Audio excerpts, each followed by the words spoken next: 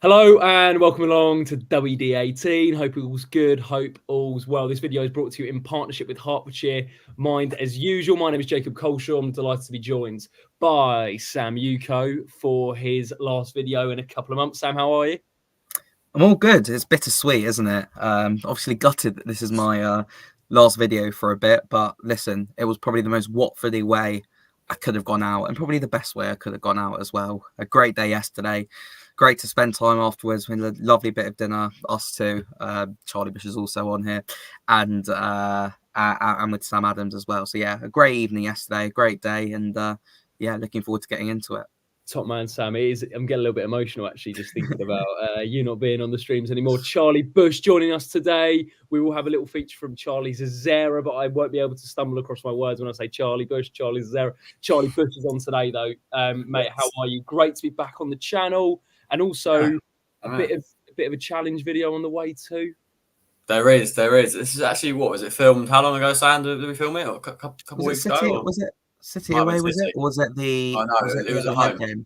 Yeah, the Middlesbrough home game. It was Sunderland at home. Sorry, Sunderland at home. Yeah. So we got one recorded for the international break.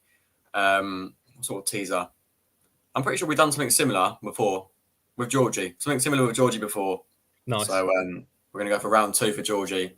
But yeah, I'm doing all good. I don't think I can live up to Mr. CZ's standards with all of his stats, but Charlie will do.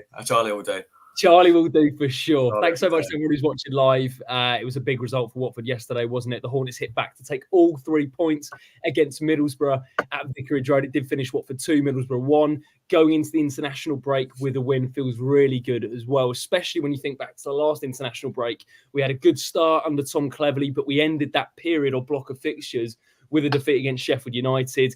This time, though, we go into the international break with a win. Hope you do go on to enjoy the video today, guys. Let us know your thoughts in the comment section below. You can tweet us and follow us at WD18, at WD18fans. Follow myself, Sam and Charlie on our social channels. Our personal ones are in the description below as well. As we mentioned, this video is brought to you in partnership with Hertfordshire Minds and with World Mental Health Day coming up this Thursday on the 10th of October. The conversation is as important as ever, and all the links to the great work that Hearts Mind do is in the description below. If you are listening on audio, drop us a review, a 5-star review as well. It was goals from Kiembe and Kwadwo Baah that were the difference yesterday. But let us know your thoughts in the comment section below. Before we get in to the football, before we get into what happened on the pitch yesterday at Vicarage Road, we wanted to take a moment, as we did yesterday at the Vic, to remember young Zach Barnes, who tragically passed away at just 12 years old. The tribute before kickoff yesterday was very emotional, and you could feel it, that it really did move Vicarage Road and Watford fans and Middlesbrough fans inside. And I think I can speak on behalf of Sam, Charlie. We're just so pleased that Watford won for him yesterday, and we wanted to send all our love here at WD18 to Zach's friends and family. And yeah, Zach, that win was for you. Forever a Hornet. And yeah, I wanted to send all our love to Zach's friends and family. Anyway, that was pre-match. It was, I know the guys talked about it as well. We saw the lineups in terms of the Watford team that came out, and this was the team. It was Jonathan Bond in goal, back at 5/back 3 of Ryan Andrews at right wing back, Matty Pollock at right centre back, Ogbonna in the middle alongside Porteous, with Ken Sema at left wing back, midfield 2/3, I want to say, of Tom Ince, Dele Bashiru and Moussa Sissoko as captain, and Daniel Jebbison up front with Georgie Chatfordazzi just playing alongside him. Sam, when you look at that lineup on paper, was it a 3? It kind of like moved from Ince into a front 3. I'm kind of, yeah, it was quite fluid actually at times yesterday. Yeah, we were so deep at times in the first half that it felt like everyone was playing in defence. Jebbison was almost shielding that back line at one point. Yeah, it was a mixture of a 3. At times it could go into a 4. Obviously, with that goal in the second half, Andrews getting an assist, Andrews getting right up there. Yeah, obviously a lot of changes. I mean, something that I've noticed a theme this season is that when people are unhappy with the team, which I think some people were yesterday with seeing Ince starting, potentially seeing Porteous come in, Sema at left wing back. Some people are quite unhappy with that. It does seem that whenever people are a bit unhappy with the team, we go on to win the game. When it's the opposite way around, people are happy with the team, we don't seem to do too well. So I think we just need to put our trust in Tom Cleverley, because what I think yesterday with the starting team when I saw it was, let's keep it as tight as possible going into 60 or 70 minutes, whether that's 0-0 or 1-0 down like we were. And then we can almost unleash Baah. We brought in Edo Kayembe, and both of those had huge impacts on us going forward. So I think it's when we come up against the better teams in the league this season, I think it's going to be a recurring theme where we almost don't start playing or attacking properly until about 60 or 70 minutes while the game is tight. Charlie, what did you make of the lineup? Yeah, no, I think I have to agree with Sam. You did agree with saying that it was more Inns pushing forwards, didn't you? Yeah. It was, yeah. Going forward with the ball, it definitely sort of looked like Inns was given the free roam sort of role.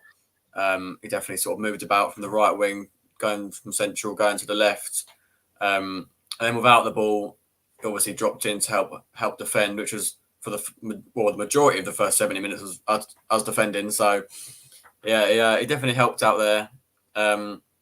Although I do think we looked a lot stronger when Edo came on the pitch. Didn't actually come off for Inns, did he? Came off as Musa, didn't he? But I thought we did look a much stronger side with Edo on the pitch. But the side was actually quite a nice team, to be fair. Obviously Andrew's coming in for Ebeselli.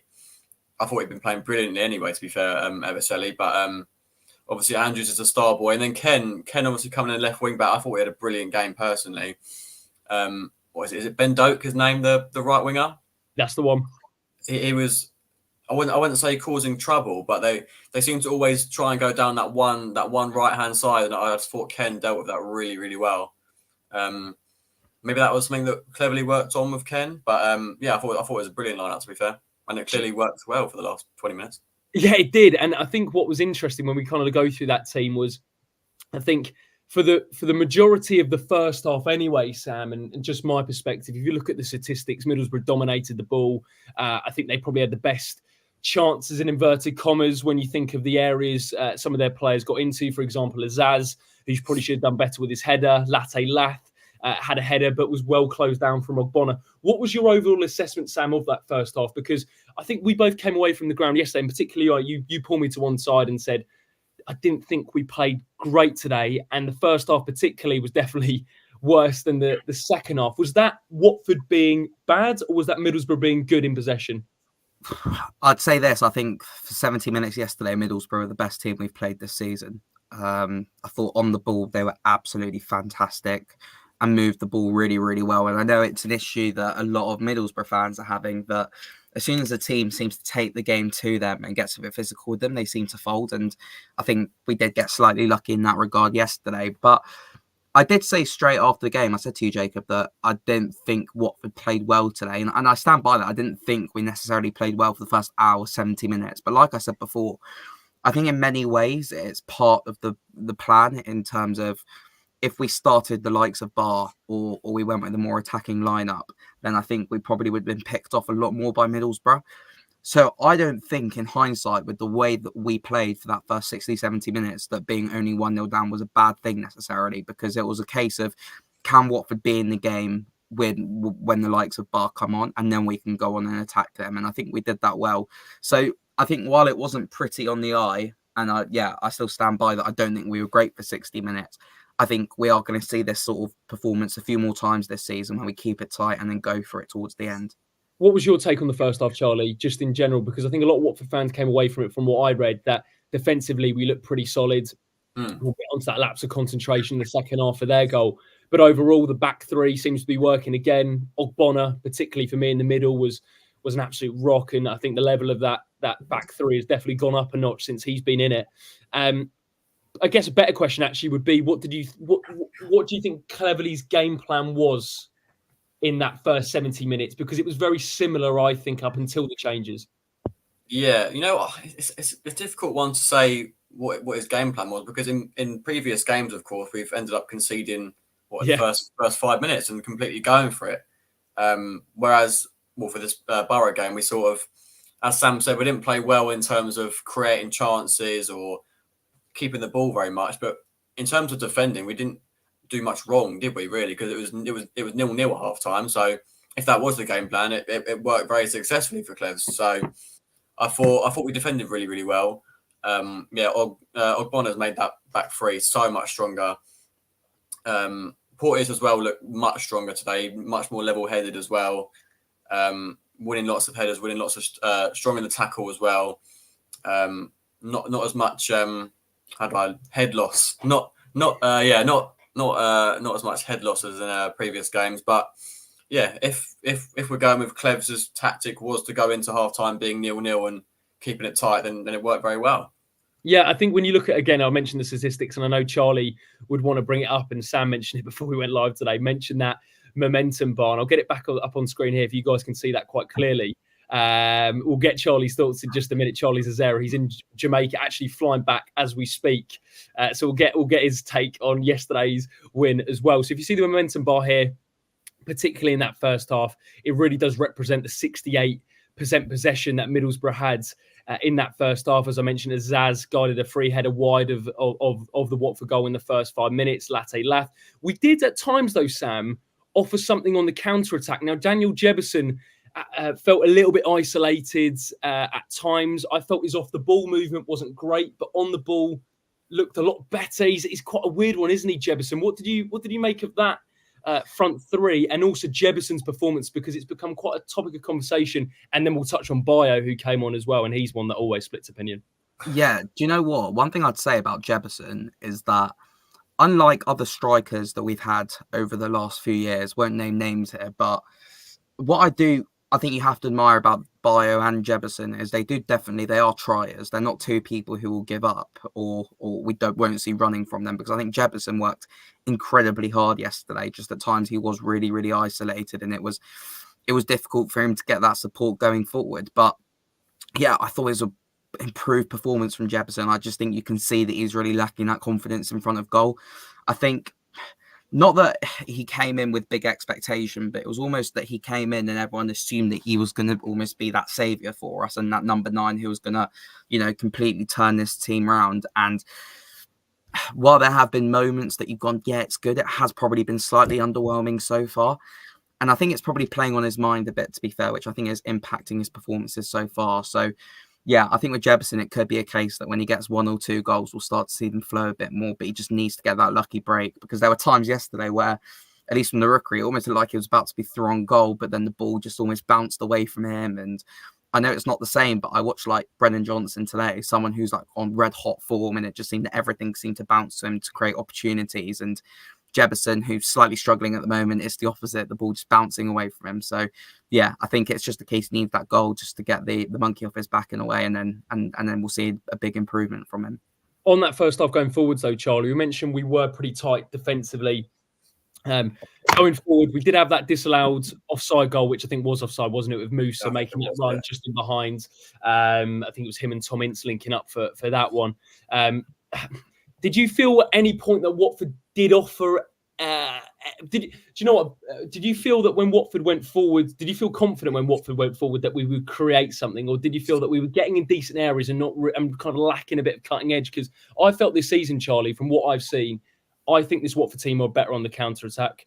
I think Preston game was an example where we didn't do that to the best of our ability. But if we kept it tight and hit them on the break, particularly with a team like Middlesbrough, who, don't get me wrong, did dominate the ball, but we did allow them to dominate the ball in terms of the game plan that Cleverley had.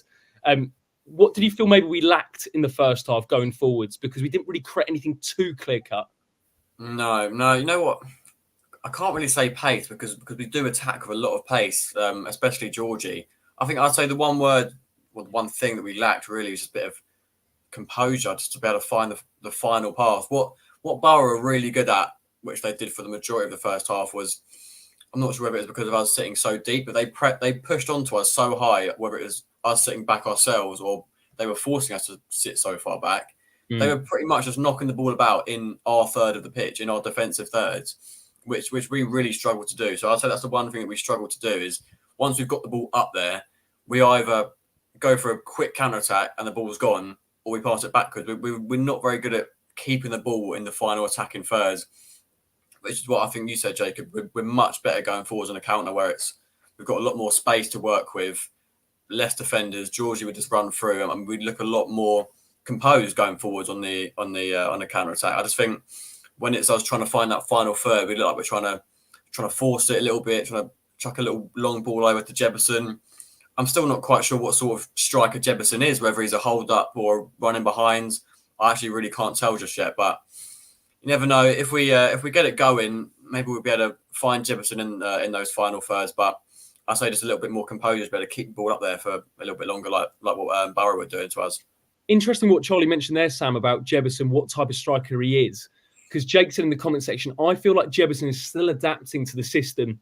His movement hasn't been great so far, but you can see a lot of improvement. We must stress as well, he has just turned 21, Jebbison, in terms of actually sort of the room for growth. And that's the reason he's been sent out on loan. He only turned 21 in August, Jebbison. So when you compare Jebbison and Baah, I think that needs to be put into the conversation in terms of where both of these guys are in their career.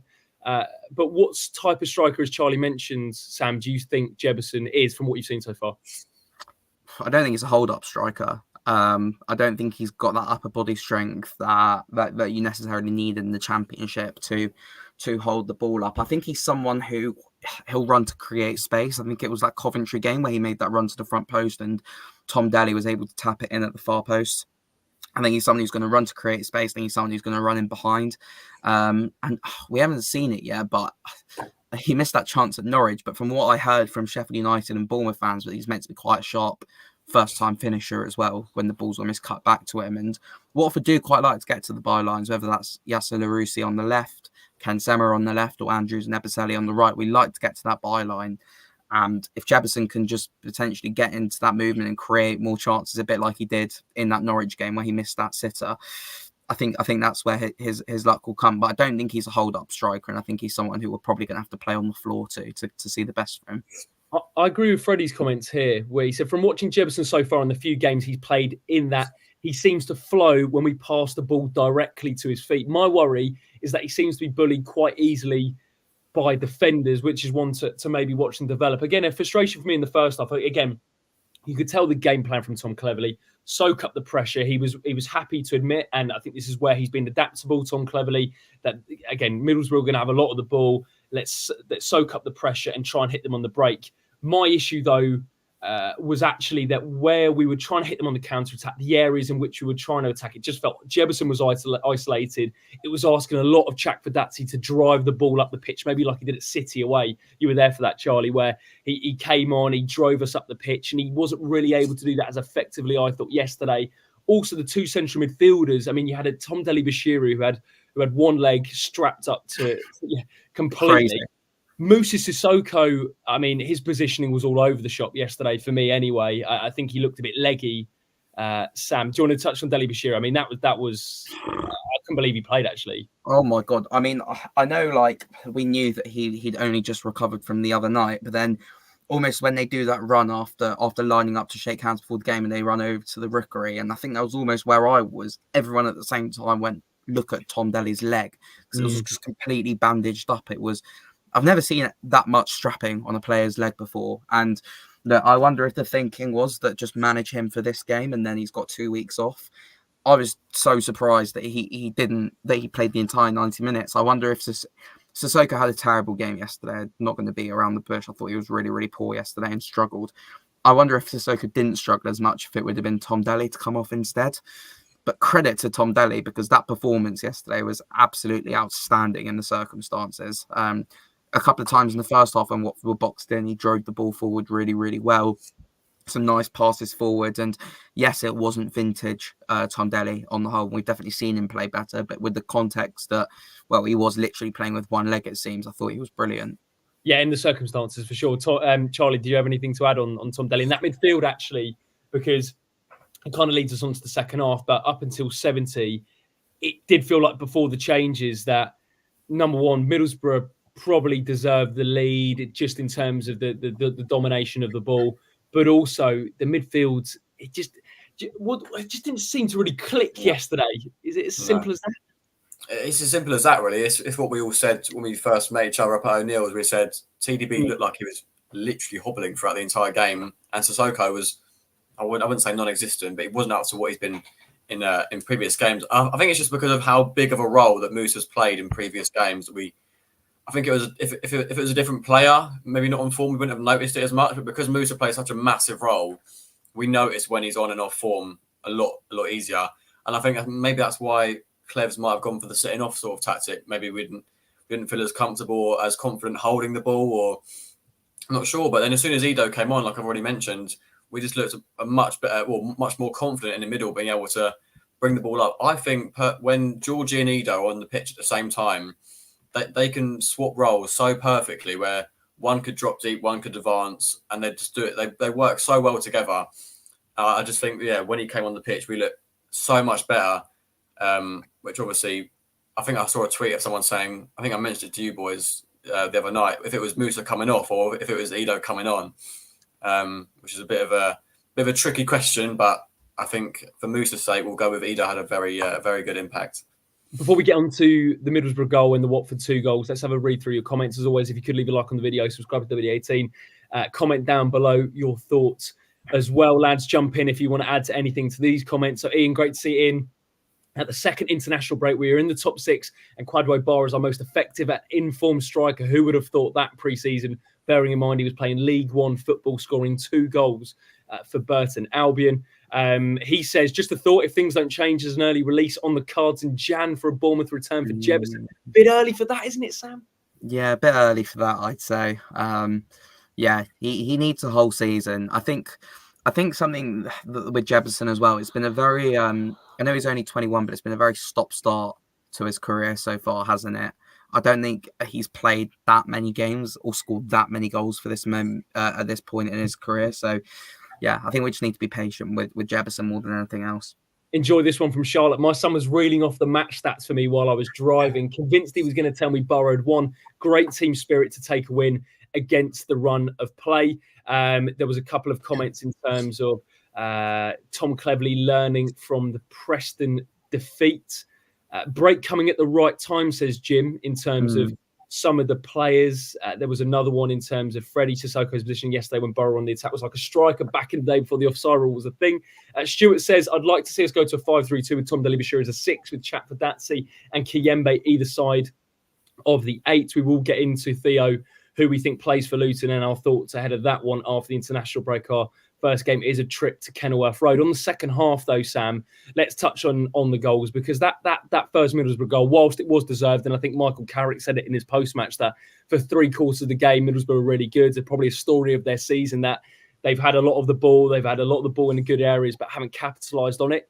Halfly, I think, down to Watford's solid defending and being compact, but also them not being maybe lacking a bit of cutting edge in the final third.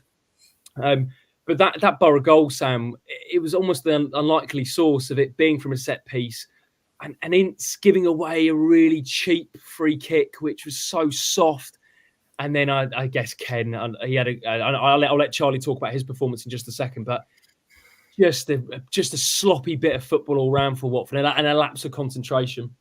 Yeah, I just feel like it's the Achilles heel of this Watford team, isn't it? Just sometimes a real lack of concentration, which lets us down at crucial moments. We've obviously seen it being in the first minute of games a lot of the time, or at the start of the second half against Preston. But it was another example yesterday, just a really, really poor goal to concede. And considering we probably did all the hard bits in terms of keeping Middlesbrough out in open play, and they were playing some great football and moving the ball about really nicely, we dealt with that really, really well. But then as soon as it's something you consider more simple, a set-piece ball into the box, a low ball into the box, we concede from it. A really, really frustrating one.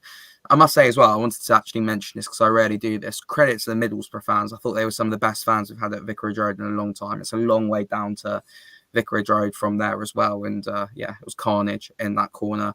It was deserved at that moment in time, but just so avoidable. And story of a lot of goals Watford have conceded so far this season. Sam, actually, before I just cross to Charlie, how do we rectify that? Is it because it is a lot? Again, when you watch a goal back, sometimes you have to hold your hands up and say that's a good goal. For example, I thought Preston's third, while it was soft defensively, it's a great finish. The other two, though, on the other hand, very, very soft goals to concede. How do we rectify that? Because that is just a cheap goal, and I think that's probably the one frustration for Cleverley so far this season. And going the other way has been a lot better, but it's just too many soft goals at the moment for our liking, which is frustrating for him, I'd imagine. Yeah, and with this goal, it's not even a case of saying they're young players, they should learn. It was two of arguably our most experienced players in Tom Ince and Ken Sema, who were at fault for the goal yesterday. So it's a difficult one to fix because it's not one that ultimately comes down to patterns of play and tactics, because it's pure moments of switching off or pure moments of chaos that Watford seem to suffer from. So yeah, it's just a case of learning from it as best as they can, and just making sure that they can stay concentrated for an entire game. And I think it does potentially partly come down to the international break, and it's been a really rough couple of weeks for Watford in terms of we've played 5 really tough games in the space of 2 weeks. So yeah, I'm not sure whose comment it was earlier, but the international break I think is coming at a good time, and yeah, I'm sure it's something that Clevs will look at during the break. It was Edmondson on the 54th minute, Charlie. I wanted to give you the opportunity to talk about Ken Sema, because I saw on your socials that you gave him your man of the match award. Why was that? What was it about Ken's performance that you really liked, even though he was partly to blame for that goal? Yeah, 100%. Completely shanking the ball towards the net. I'd say partly one of the reasons I gave him as my man of the match is because I think Georgie would get a bit bored of me constantly tagging him in all my stories if I kept giving him the actual man of the match every week. But no, I thought Ken was brilliant, other than obviously it being at fault for the goal. I feel like what Ken didn't do in previous games, he's not very strong in the tackle when he goes in for the ball. I feel like personally Ken's better going forwards than he is defensively. I just feel like he doesn't offer very much defensively. But at Borough, that Ben Doak, obviously in the first half where it was in front of me and you, Jacob, and Graham Taylor, very, very good view on Ken, and he was completely controlling him. He didn't let Ben Doak get very much of the ball at all. And to be fair, the majority of the time that a danger came down the right-hand side was because Ben Doak couldn't get past Sema, had to keep passing the ball back to Luke Ayling, who I thought was brilliant, by the way.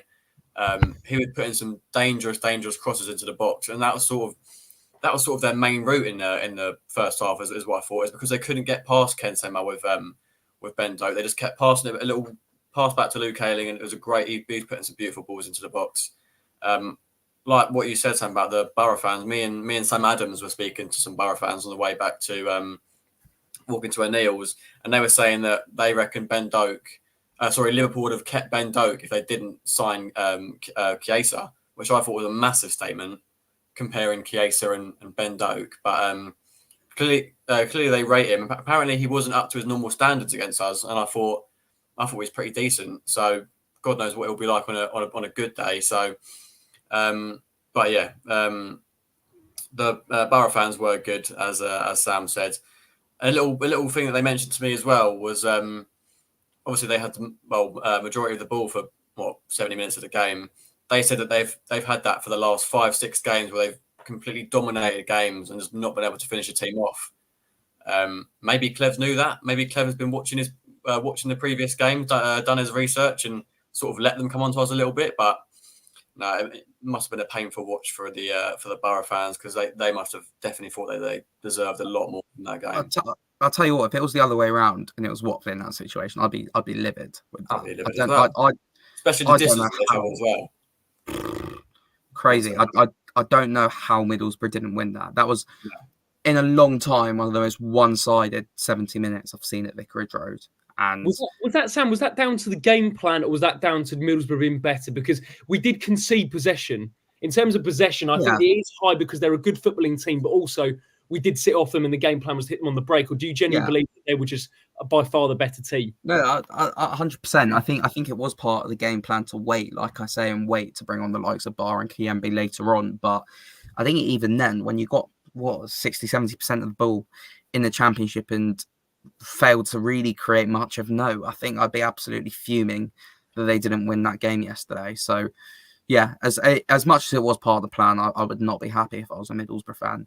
These are some of the stats actually to come away from yesterday. As I mentioned, it's 68% possession for Middlesbrough. But look at the XG, 0.8 for Watford to 0.64 for Middlesbrough. One big chance each. I assume they're not including the Kiembe shot, because whenever he gets an opportunity to shoot, it is a big chance. And then you look at sort of the total shots as well. 5 for Watford, 7 for Middlesbrough as well. I absolutely agree with you, Charlie, in terms of Ken Sema's performance yesterday. And I think that actually goes to show how good he was, that he was partly to blame for that goal in terms of someone that's so reliable like Ken to make a lapse concentration. It happens. But as you said, he dealt with Borough's one of their main danger men so well. And I felt that all credit to Tom Cleverley, because it is a toss-up between him and Larousse on the left-hand side.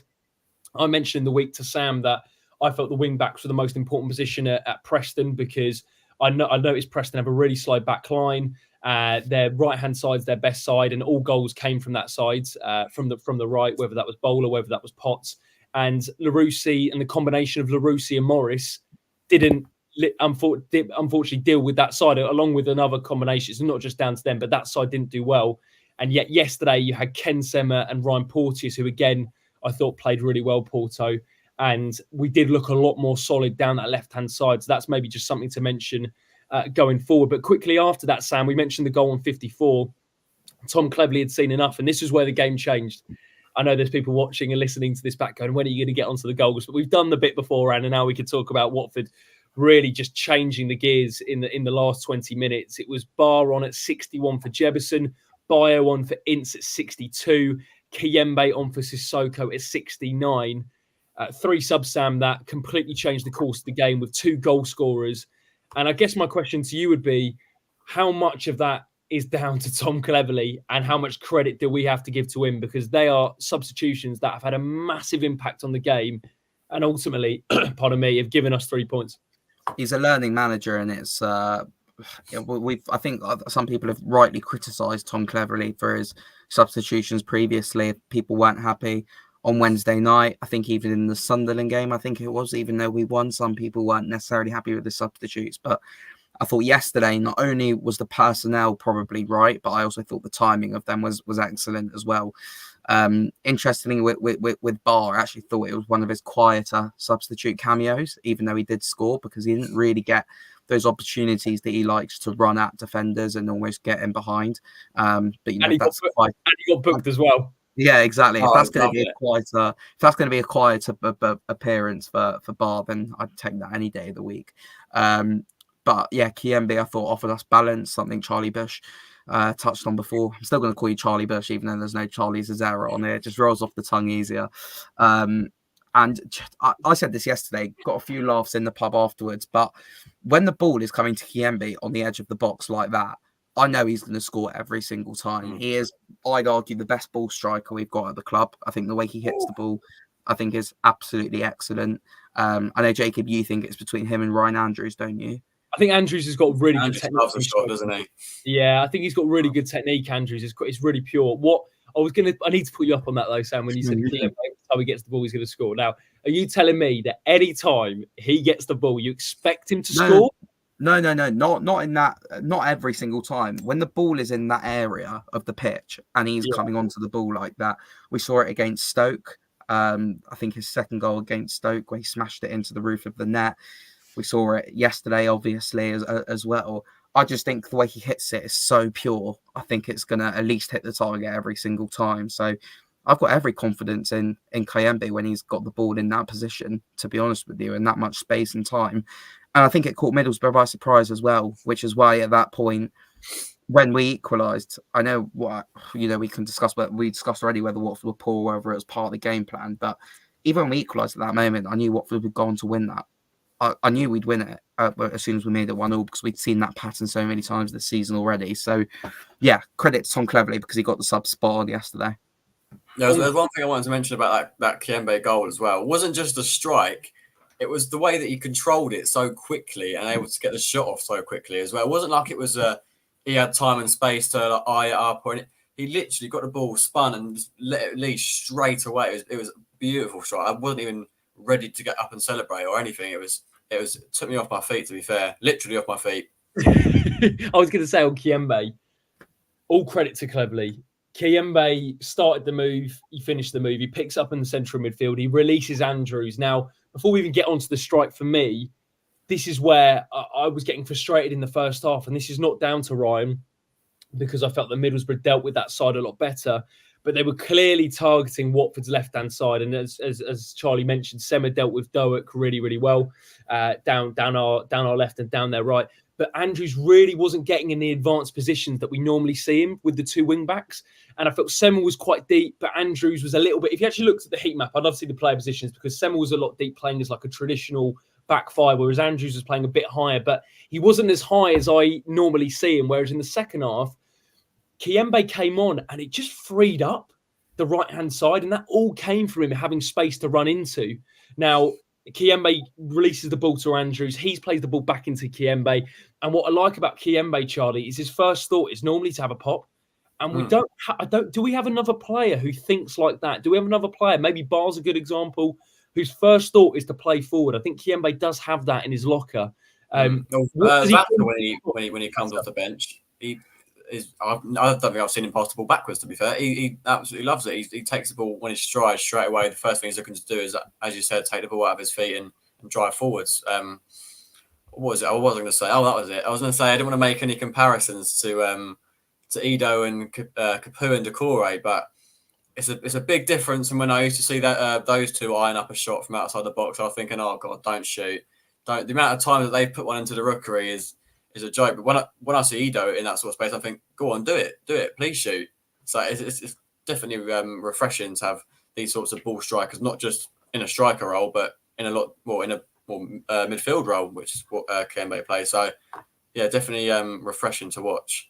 Dieng probably should have done better though, Sam. Yeah, 100%. It's a bit of a almost a similar one to the not a similar one in terms of the goal itself, but Bachmann's error, I'd say, at Norwich a couple of weeks ago as well, where keeper gets close to it, but you're probably thinking should be saving that. But yeah, it was a really, really good effort, and like I say, I think it caught Middlesbrough by surprise. And then it goes back to that word you used at the start, Sam. And again, Charlie would be proud. I know he's listening to this on the podcast. So hello to you, Charlie.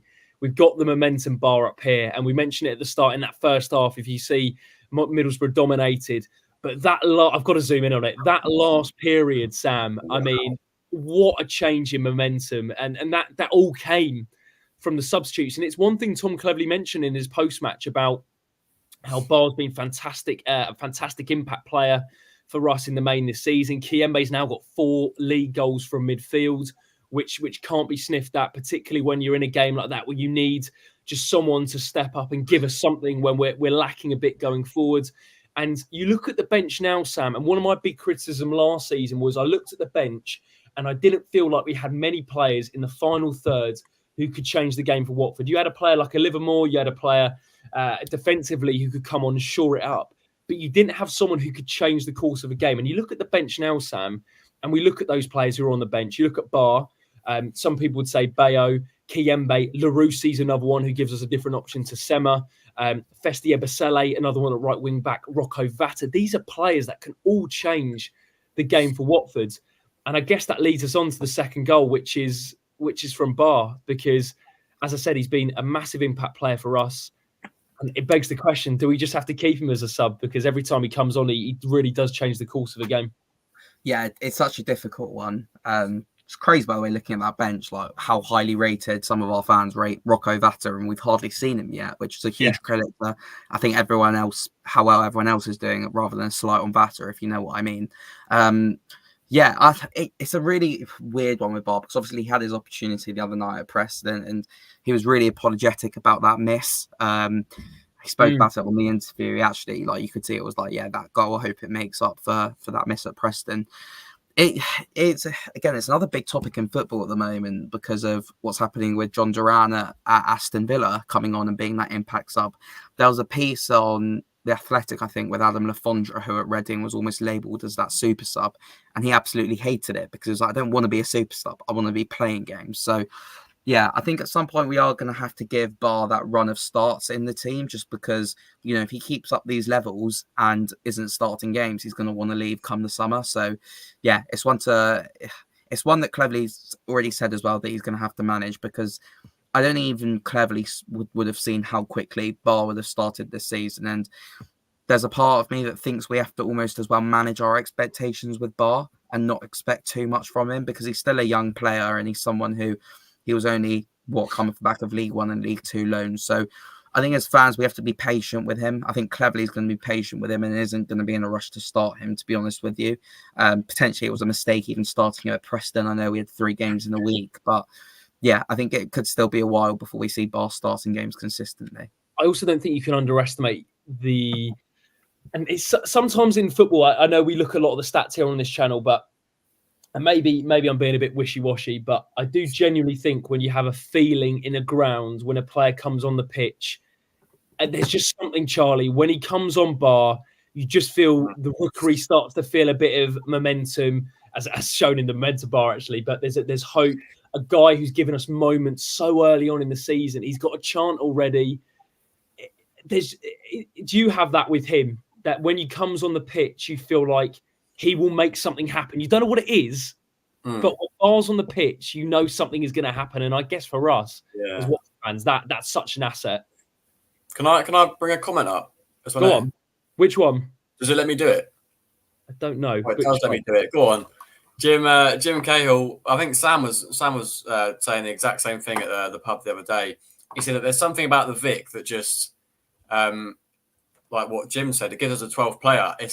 We don't really do it away from home, but when, as Jim said, when Baah's come on, the reaction that he gets, it's almost like everyone in the stadium knows, like, right, that's it. It's got to the 60th minute. Baah's coming on now.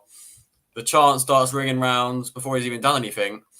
And yeah, I just think, I don't know whether it's his speed or his strength or what actually it is about him that gives us all so much energy and belief that we're actually going to go on. And I felt a sense of belief that we were going to go and do it when he came on the pitch. Just definitely, I agree with Sam. When the first one went in, the equaliser, I thought that's it. Like, we're going to go and win this now. Would you keep Charlie as a substitute? Would you play him through the middle like we did at Preston? Do you feel his best position's off the left? How do I get rid of this comment, by the way? Do I just click it? Oh, there we go. I was to bring up a different one about what Rio said about. He said that he'd keep Baah on the bench for Luton. I think I completely agree. I think just for the Luton game, I'd say bring him off the bench, because we really need the crowd to get going for that Luton game, and that would really rile it up in the away end, bringing on Baah, especially if it's still a draw come the 60th minute. And as we look at the heat map, could you bring the heat map up again? Have you still got that, or is it on a different tab? I'll try and find it, mate, while you carry on. Yeah, so that momentum map, as Mr.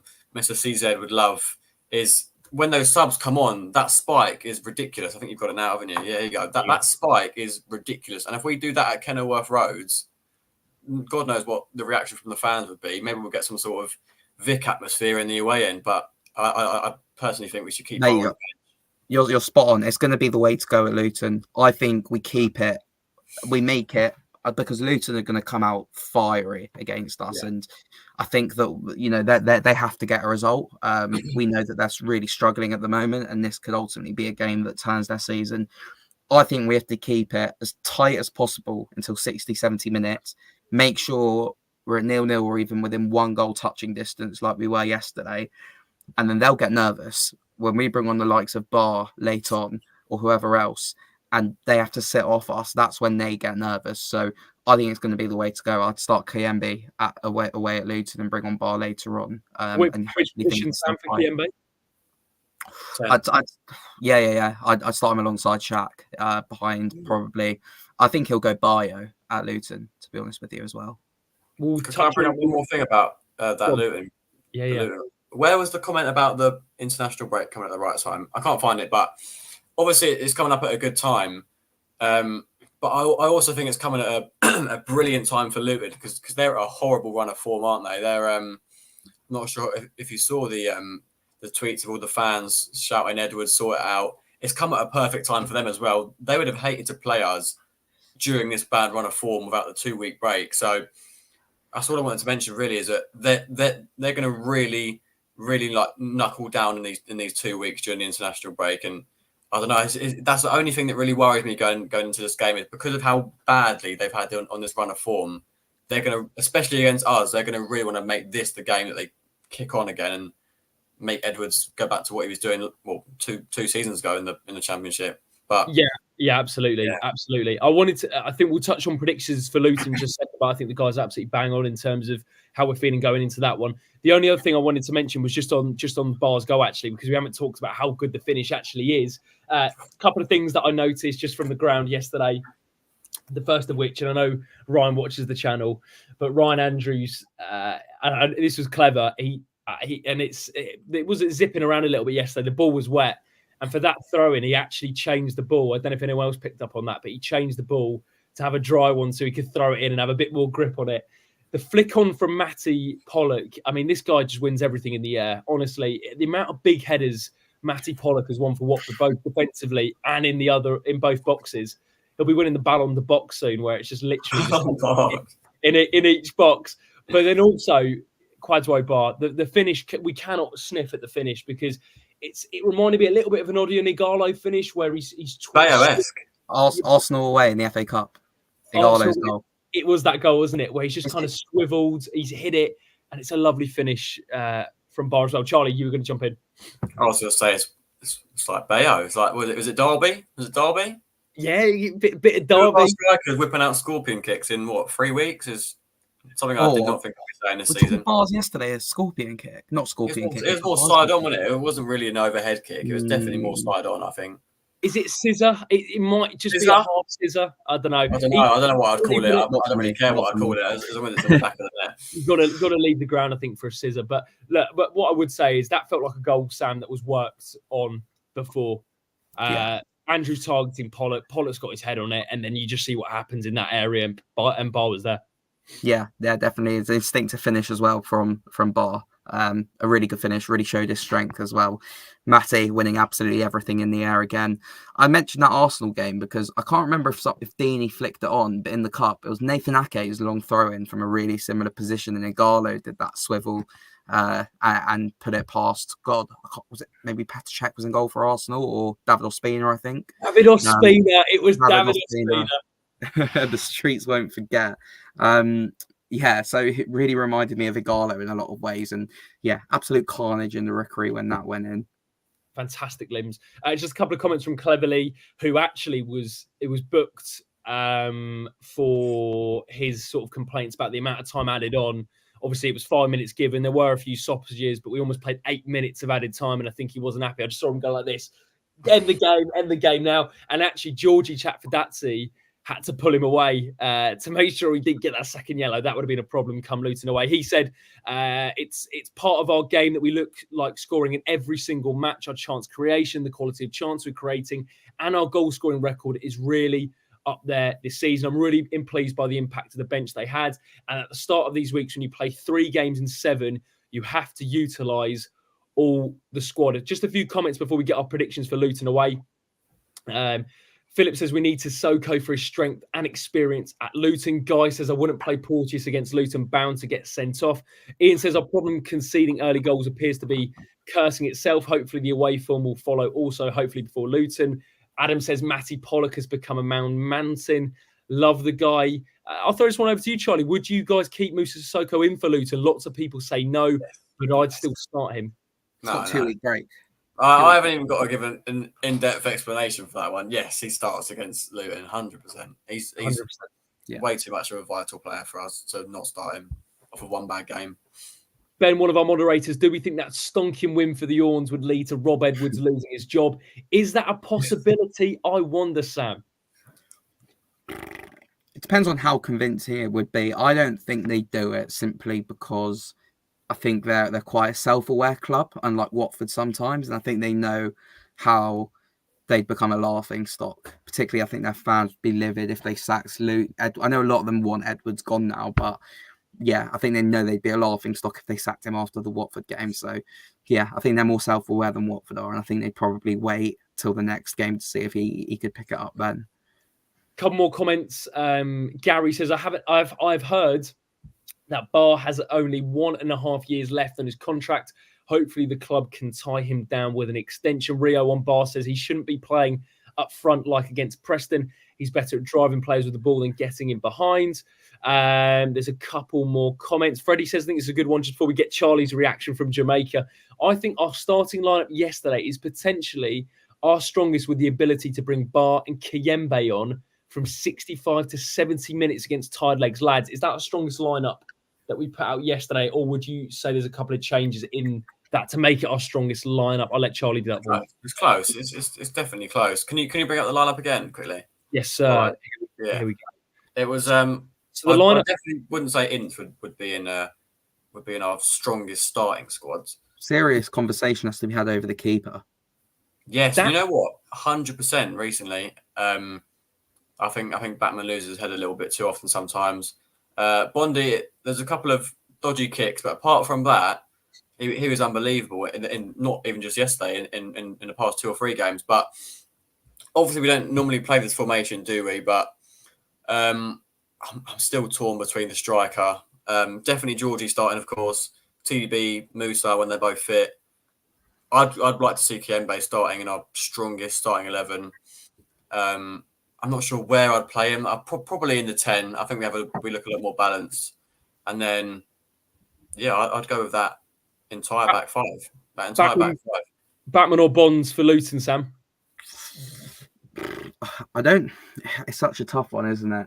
I think what I'd say with Bond is that when Ben Heyman came into the side last season, there were a string of performances that you went, yeah, he cannot be dropped. And those were, I remember off the top of my head, Preston away, we won 5-1. He was brilliant. I think Blackburn away had a good game. QPR away had a good game.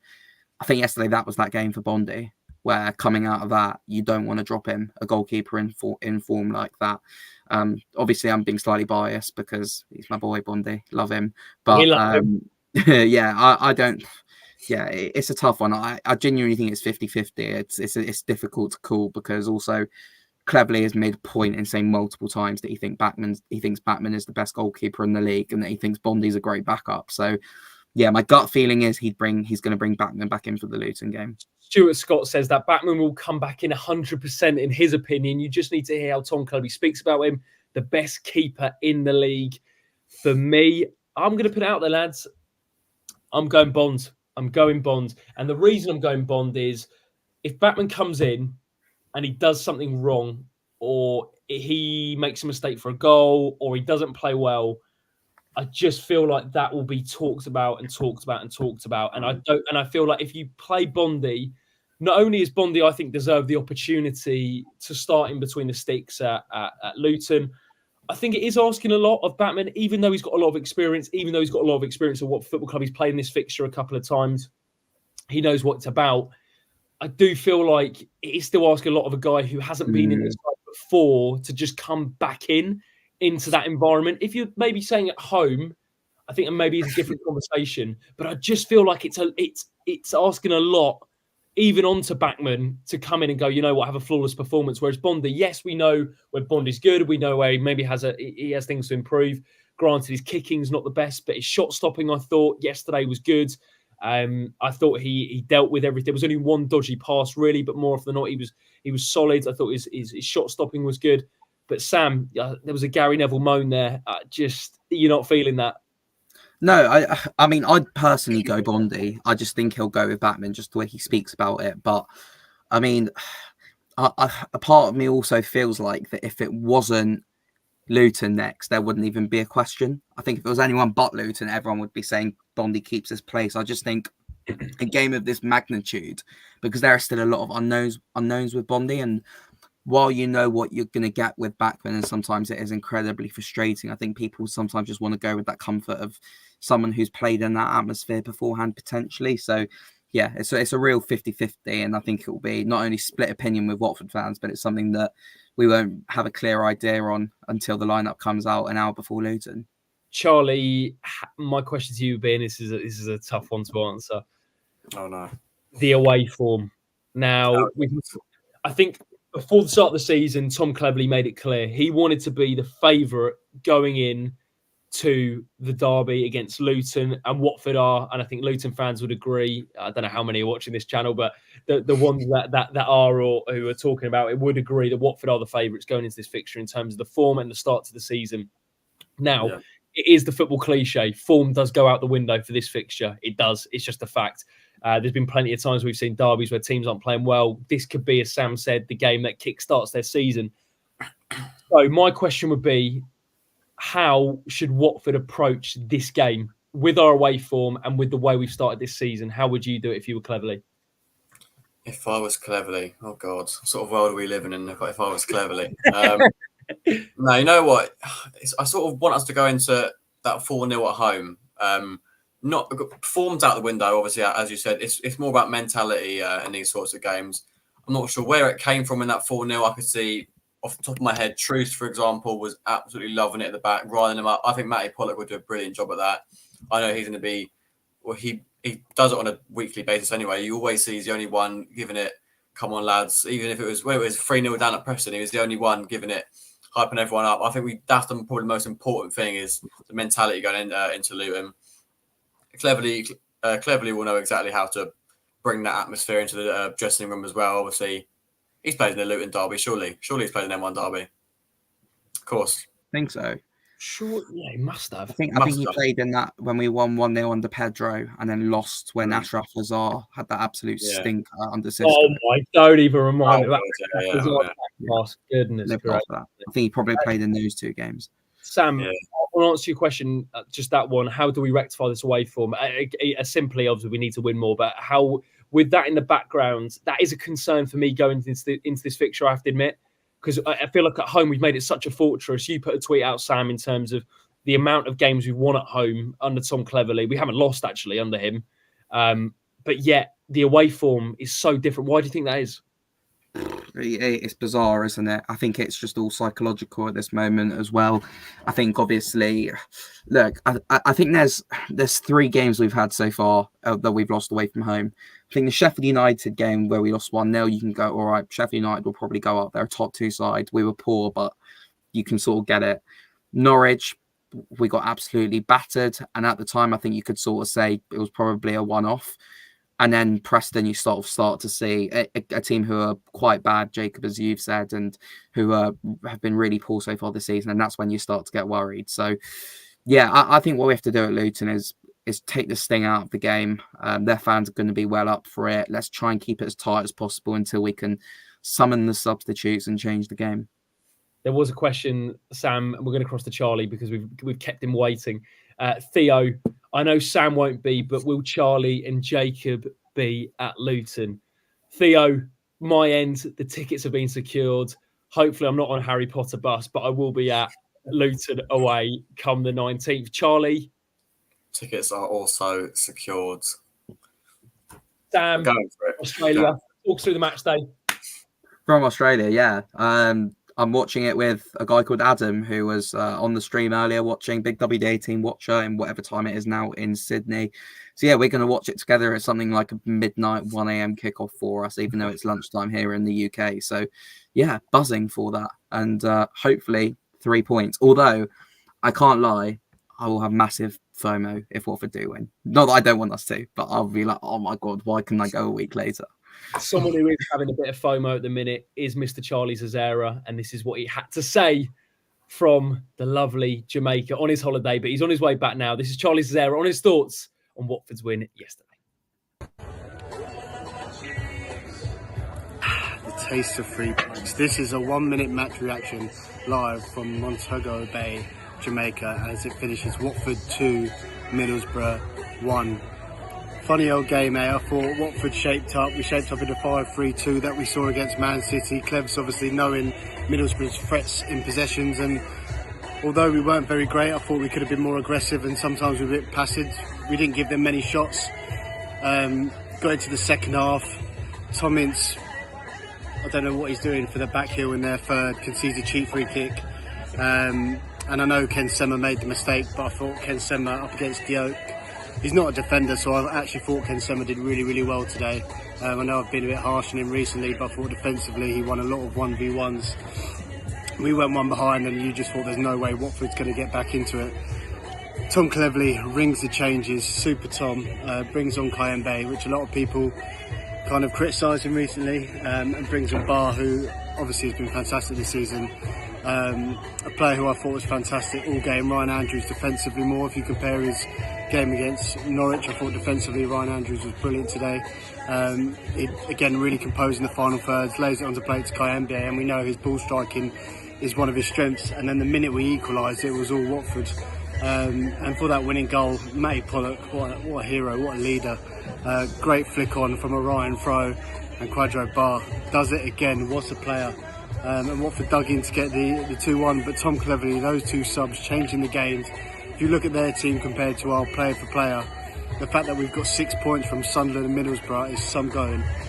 I'm going to have a few more of these and enjoy the rest of my day. So I'll see you Watford fans, Kenilworth Road. Sam, have a safe flight and enjoy yourself. And Jacob, back to you in the studio. Come on, you horns. How smooth was that, by the way? What a bloke. Coolest man ever. Charlie Zara and the bucket hats on. Do you know what I love as well is the fact that he had a bit of space in his suitcase and he chucked in a bit of Watford merch as well. Sam, you've lost it. I love that man so much. Wow. God. Looking forward to the day where we're all back together again. What a man. So myself, Charlie Bush, Charlie Zara will be there. And Rio has confirmed that no Harry Potter buses will be on their way to Kenilworth Road come the October 19th. I do believe, and rumour has it, it's because they don't have toilets on them. And I think the coaches have to have a toilet on them. So Mate, you don't. Oh my God! The last time at Luton away, bear in mind, like because we had to be on the coach at 9 a.m. or 9:30. Everyone went drinking beforehand at like 8 a.m. So everyone needed the loo on that bus, but there were no toilets, and everyone was just dying. Oh my word! Horrific away day from start to finish. So yeah, hopefully things can only get better next time out. Yeah, it's already got better in terms of the coach facility. So if it does it on the pitch as well, we'll be buzzing. Lads, to wrap up today, predictions for Luton. Charlie Bush. Oh, can we go to Sam first, please? Can we please go to Sam? I'll cross over to Sam. And Dan's just joining the stream late. We're doing our predictions for Luton, Dan. Let us know in the comment section below. Sam, score, prediction and scorers. I'd 100% take a point now if you offered it to me. I'm going to go 1-1. I think we go 1-0 down early in the first half. I think Adebayo has really struggled this season, so I think it will just be very Watford for him to get his goal against us. I think we'll keep it tight. 75 minutes or so, Edo Kayembe will equalise for Watford. Carnage in front of that away end, and I think everyone will be delighted with that, to be honest with you. I reckon if you offered most fans a point, they take it. Ooh, would you take a point if offered beforehand, Charlie Bush? I would, but I want more. I want more. I expect more. I want to predict more. I'm going to predict more. I'm going to go. We go 1-0 up. We go 1-0 up. I haven't quite got a goal scorer. Oh, someone's nicked it off of me in the comments. Oh, go on then. Which one? 3-1. I'm going to go with, we go 1-0 up, they equalise 1-1, and then we get 2 back-to-back, 89th minute, 90th minute, proper seal it off. Oh, my God. 3-1 for me. I'm not going to be able to sleep tonight after that prediction. I'm going to go with a 1-0 Watford win, and I'm going to go with Matty Pollock from a set piece. Oh, can you imagine celebrations on that one? I'm thinking it's just written. I'm going Matty Pollock, set piece, 1-0 in front of the Watford fans. Don't know what minute, but it's going to be carnage either way. He'll get booked for jumping into the away fans or taking his top off or something like that. He'll get booked for a celebration. Goodness gracious me. We've had a couple of fantastic predictions. We've had Dan say sod it, 4-0 Watford limbs. Rio says Andrew's back post in front of the away in 93rd minute, the dream, one of our own. Rio, goodness me. Freddie's gone 4-0 to Watford. Edinho, Chakvedati, Andrews and Porteous. Nothing more perfect than that. Ewan's gone 1-0 Baah, overhead kick to win it. Not a scissor kick. We've had 3-1 from Surin. Hope for a 2-1, but fear this match because of our defence. There's Ojda.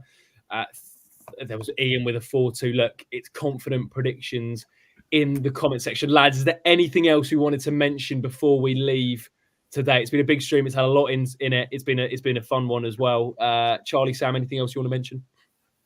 Yeah, I mean, I know we spoke about it right at the start, but only right to mention that win yesterday, as a lot of the players have said, was for Zach. There was a great tribute to him before kickoff, and delighted that we got the win for him, and hopefully a good season for him as well. Absolutely. That comeback was for him. Charlie, anything else you'd like to mention, mate? No, I was going to say I thought it was brilliant. All the players when they were doing their posts, all saying, "No, this one's for Zach. This one's for Zach." I thought that was brilliant. But I think we should finish it off with sticking Charlie back up there. I think there was a comment saying he's the most stylish man in Barbados. So I mean, just look at him. Definitely end it off with that. Look at that face. What a man. Do you know what? I'm going to end it with this comment from Laura, long-time viewer of WD18, absolute legend is Laura. This is the comment of the day. 51 years ago today, my dad took me to the Vic for the first time. The feeling at the end of the game sums up how much this club has meant to me all over the years. Unbelievable comment, an unbelievable way to end the stream. Thank you so much to Sam, Charlie, and to everyone who watched today. As Charlotte says, Sam, safe travels down under, my friends. Cheering up. Yeah, Oh, no. I was going to say, see you all in 2 months. Oh. God. Sam, where are we going to be in the table when you come back? God, it could go either way, couldn't it? My first game back, I'll tell you what, within 48 hours, I would have gone from being in Sydney to Hull away. So I'm literally, as soon as I land back in the UK, as soon as I land back in the UK, I'm going straight to Hull. So yeah, wow. A bit of a hectic 48 hours. I think it's difficult. I mean, I think we're going to see a lot of the same. I think we're going to do well at home still. I think we're going to struggle with our away games. So yeah, I think mid-table will be when I'm back. This man bleeds yellow. He's gone from Australia to Hull away. There was a get a hat and send videos over Sam. Sam won't be on the live streams, obviously, with the time difference and it being what time in the morning, Sam? Will we go live on these? God, yeah. I mean, if Adam's still watching, Adam will be able to tell us what time it is now. But yeah, it will be probably the next morning for me. The next morning. And Sam's an evening man. He really does blossom into the evening. Yeah. I mean, at the moment, it's 7 a.m. on Monday morning in Australia. So yeah, it won't be the same. Do you know what we will do, Sam? There will be a time where we'll do a stream and it will work out that we're both awake and it's not unsociable hours. But you will see Sam's face on the match reactions, supporting Watford from afar. And yeah, should be really good fun. It's going to be a cracking couple of months. Fingers crossed when Sam does come back. When Sam does come back, he goes from Sydney to Hull. That he'll have a great time. Charlotte says, if you could leave us a like on the way out, that'd be massively appreciated. Thanks so much to Sam. Thanks so much to Charlie Bush for being an unbelievable guest as usual. Make sure to check out Charlie's challenge. That will be coming out tomorrow. As always, this video and podcast is brought to you in partnership with Hertfordshire Mind. £1 for every goal Watford score this season. Donate. The link is in the description below. Leave a like, subscribe to WD18. Follow us on our social channels at WD18 Fans, and we will see you very, very soon. Take care and up the audits. You want...